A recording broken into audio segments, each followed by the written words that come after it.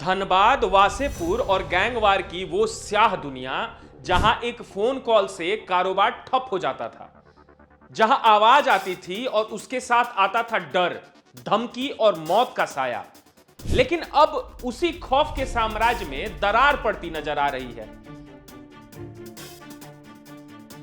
नमस्कार, मैं हूं शिवम कुमार। आप देख रहे हैं ग्लोबल मीडिया अपडेट्स। कोयलांचल में आतंक का दूसरा नाम बन चुका गैंगस्टर प्रिंस खान आज खुद दबाव में है और इसकी सबसे बड़ी वजह है उसका सबसे भरोसेमंद, सबसे खतरनाक और सबसे चालाक साथी सैयद सैफ उर्फ मेजर, जो अब पुलिस की गिरफ्त में है। यह गिरफ्तारी सिर्फ एक अपराधी की गिरफ्तारी नहीं है जिसने सालों तक कारोबारियों को डर के साए में जीने पर मजबूर किया। 17 अप्रैल को दुबई में ट्रैकिंग और 19 अप्रैल को कोलकाता एयरपोर्ट पर गिरफ्तारी। जैसे ही सैफी भारत लौटा, पहले से बिछे जाल में फंस गया। एयरपोर्ट पर ही उसे डिटेन किया गया और फिर धनबाद लाकर पूछताछ शुरू हुई। और जो सच सामने आ रहा है वो सिर्फ चौंकाने वाला नहीं बल्कि बेचैन कर देने वाला है। पूछताछ में सैफी ने कबूल किया कि वह 2022 से प्रिंस खान के नेटवर्क का हिस्सा था और हर कदम, हर धमकी, हर वसूली सीधे प्रिंस खान के इशारे पर होती थी। जिस मेजर के नाम से कारोबारी रातों की नींद खो बैठते थे, जिस नाम से फोन उड़ते ही हाथ कांपने लगते थे, वो कोई परछाई नहीं बल्कि यही सैफी था। लेकिन सैफी सिर्फ एक गुर्गा नहीं था, वो इस गैंग का दिमाग था, डिजिटल हथियारों से लैस। वर्चुअल नंबर, फर्जी आईडीज, विदेशी कॉल और सोशल मीडिया पर वायरल होते धमकी भरे ऑडियो वीडियो, ये सब उसी के बनाए हुए डर का औजार था। वो तय करता था किसे डराना है, कितना डराना है और कब उस डर को गोली या खून में बदल देना है। जांच में यह भी सामने आया कि करोड़ों रुपए की रंगदारी हवाला और क्रिप्टो के जरिए देश से बाहर भेजी जाती थी। यानी धनबाद की गलियों में वसूला गया पैसा सीधे अंतरराष्ट्रीय नेटवर्क में पहुंच रहा था। तलाशी में मिली एक लाल डायरी ने इस काले खेल की परतें खोल कर रख दी।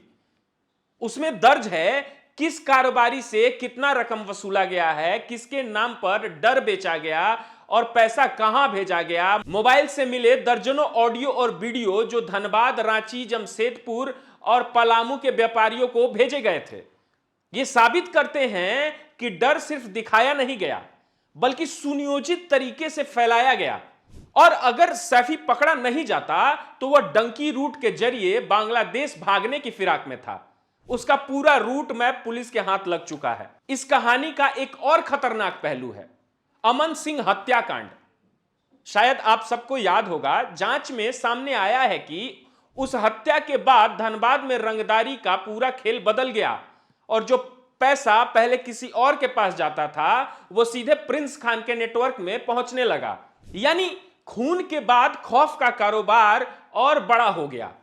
इतना ही नहीं, जमीन का खेल भी इस गैंग के कब्जे में था। भूली, पांडरपाला और 8 लेन इलाके जहां सस्ती जमीन खरीदकर महंगे दामों पर बेची गई और करोड़ों का काला मुनाफा कमाया गया। अब हालात बदलते नजर आ रहे हैं। पिछले एक हफ्ते में प्रिंस खान के नाम पर एक भी रंगदारी कॉल नहीं आए हैं।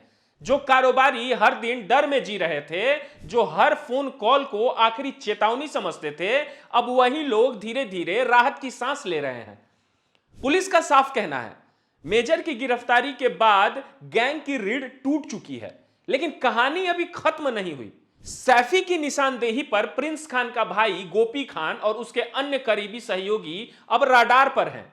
जल्द ही और गिरफ्तारियां हो सकती हैं। सबसे बड़ा सवाल अब भी बाकी है, क्या इस पूछताछ से उन चेहरों का सच सामने आएगा जो पर्दे के पीछे रहकर इस डर के कारोबार को ताकत दे रहे थे, या फिर डर का यह धंधा किसी नए नाम, नए चेहरे के साथ फिर लौटेगा।